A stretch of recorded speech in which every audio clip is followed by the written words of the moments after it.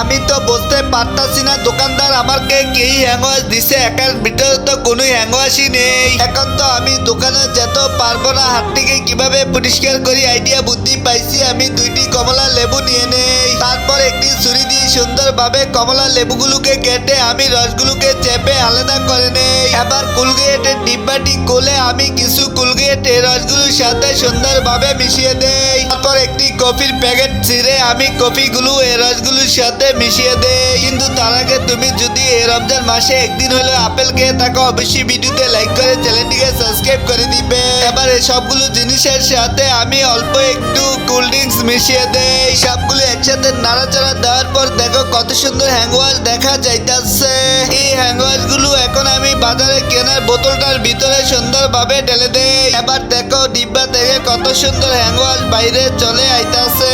এখান থেকে অল্প একটু হ্যান্ডওয়াশ নিয়ে আমার হাতটিকে সুন্দরভাবে ধুয়ে পরিষ্কার কইরা ফেলি।